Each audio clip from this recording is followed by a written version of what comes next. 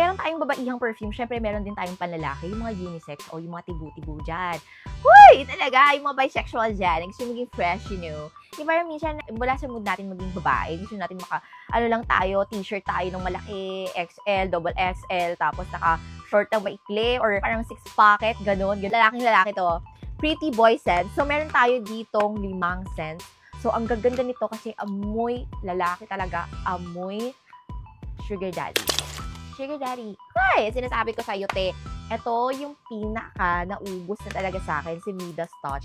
My favorite. Ganito itsura ng color ni Midas Touch, guys. Lalagay ko yung link dyan para makita ninyo. Ka-orangey yung content niya. And this is UD perfume formulated in Switzerland.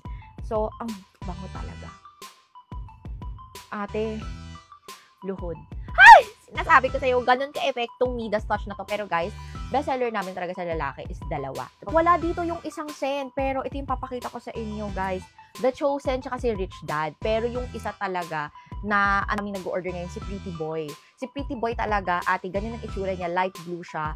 Talagang, alam mo yun, na-inspired by CK, ganun yung amoy niya. May pagka-ganun, guys, pero original scent to ni Pretty Boy. So, parang hinahalin tulad lang natin kung aware kayo sa mga ganung brand para mas madali nyo maintindihan.